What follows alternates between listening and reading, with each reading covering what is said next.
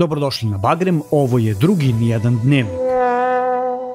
Hrabri sveštenik Vukašin Milićević je zbog prosipanja istine o teškoj situaciji i lošem vođenju Srbije kroz aktuelnu krizu u emisiji Utisak nedelje već sutradan kažnjen zabranom javnog govora kao i obavljanjem svešteničkih dužnosti. Ovu impresivno brzu kaznu sprovela je osoba koja tehnički, a nadajmo se ne i duhovno, trenutno vodi Srpsku pravoslavnu crkvu kroz rastuće tržište novogradnje Miroslav Gavrilović.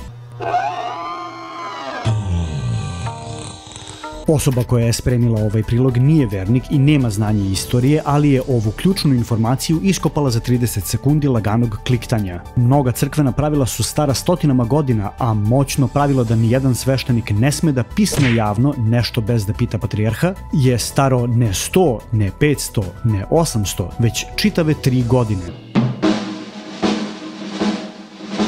Toliko je staro ovo pravilo da se jedva razaznaje u kamenu u koji ga je uklesao Miroslav Gavrilović lično i to davne 2017. godine.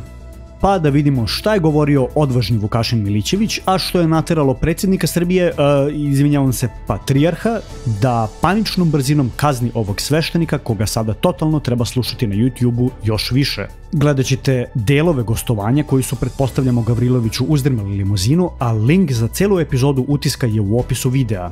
Ovu epizodu obavezno treba da pogledate celu jer je čovek pokidao. Videli smo saopštenje iz sinoda, a pre nekoliko dana je odluku vlade da se preporučuje verskim zajednicama da se bogosluženje obavljaju bez prisustva vernika. Međutim, mislim da je moglo da se spreči da to postane velika tema, da ne izazove reakciju javnosti kakvu je izazvalo. Dakle, ovo ne pogađa jedan deo društva i ne nosi jedan deo društva odgovornost. Sada je najveći teret na stručnjacima, naravno, koji se neposredno bave ovim problemom, ali su posljedice takve da će pogoditi čitavo društvo. Dakle, potrebno je ne samo saslušati šta imaju da kažu crkve, verske zajednice, već i crkve, verske zajednice treba da čuju šta ima to da kaže društvo i šta imaju da kažu stručnjaci. Kao epidemiolog dužan sam da kažem da je to opasno. Ukoliko sam dobro razumeo, sveštenici po domovima pričešćivati vernike na njihov zahtev. Što takođe je u ovim uslovima veoma zapravo komplikovano. Ja sam naravno i u javnosti nekoliko puta su me pitali šta mislim o svemu tome. Počeo sam da razmišljam o ovom problemu pre mesec dana kada je situacija u Italiji eskalirala, jer sam smatrao da je to uprkos atmosferi koja je ovde vladala nešto što će se nametnuti. Ne mogu da verujem da narod koji je preživao sankcije, bombardovanje, svakojako maltretiranje će se uplašiti najsmesnijeg virusa u istoriji čovečanstva koji na Facebooku postoji. Aktivan vernik ima potrebe za zajedničkim bogosluženjem, za liturgijom, za pričešćem.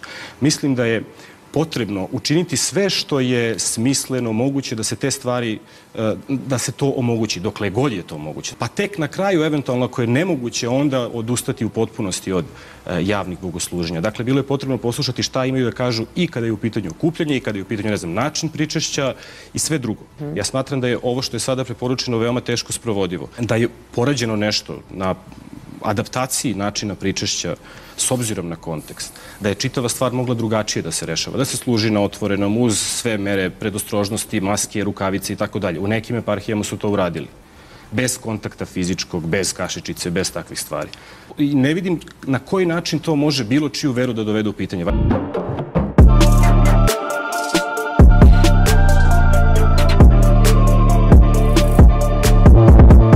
I ne vidim na koji način to može bilo čiju veru da dovede u pitanje. Valjda može da je afirmiše, jer pokazujemo da brinemo o drugima, jedni o drugima i da pokazujemo šta nam je najvažnije. Kao hrišćanima, nama, kao zajednici je važna ta liturgija, ali tako? S druge strane, važni su nam drugi, zbog toga preduzimamo sve mere predostrožnosti. Svako treba da stane iza svojih reči, činjenicama, argumentima i konkretnim delima odgovornosti.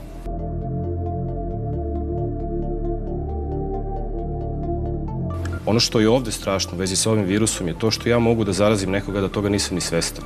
Dakle, to treba da bude perspektiva iz koje posmatram čitavu priču. To je hrišćanska ljubav, bez koje nema ništa smisla, pa ni ta liturgija, pa ni pričešće.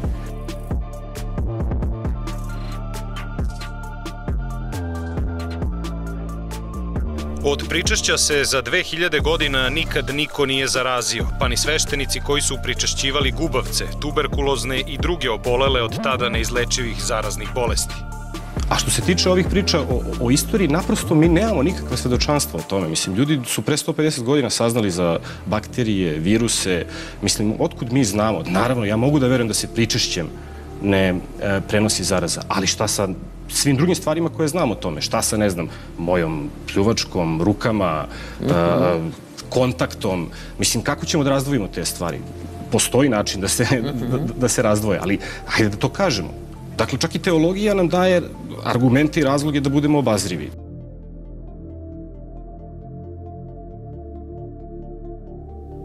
Mir Božji, Hristos se rodi. Ja nikad ne bi pošao te stvari, da li kašičica nekoga može da prenese zarazu, ne može da bude izvor zaraze sam po sebi pričešće, ali da li može da bude kašičica prenosnik te zaraze, ja bi svakom rekao ne kušaj Gospoda Boga svoga. I ne vidim na koji način to može bilo čiju veru da dovede u pitanje. I kao što vidimo, sveštenik Vukašin Milićević nije kritikovao crkvu zašto ga ekspert za felne Miroslav Gavrilović optužuje, već je potpuno razumno i argumentovano objasnio zašto privremeno odustajanje od korišćenja jedne kašičice na 100 ljudi ni na koji način ne ugrožava ni veru, ni crkvu, već upravo pokazuje da bi tim činom crkva pokazala da joj je stalo do vernika kao i opšteg mira u društvu. Ovo samo pokazuje da je Miroslav Gavrilović toliko nesiguran i ugrožen da kukavički kažnjava čoveka koji u sebi sadrži vrline o kojima Miroslav može da sanja. Intelekt, integritet, hrabrost, iskrenost i ljubav ka svim ljudima. Vremenska prognoza. Vreme je da javno podržimo hrabre ljude poput Vukašina Milićevića. Ako se slažete sa ovim, podelite ovo sa svojim prijateljima, a naročito sa ljudima koji imaju MTS box pakete zbog kojih nikada neće videti ovog sveštenika. Pratite Bagrem na Fejsu, YouTubeu i Instagramu. Vidimo se uskoro.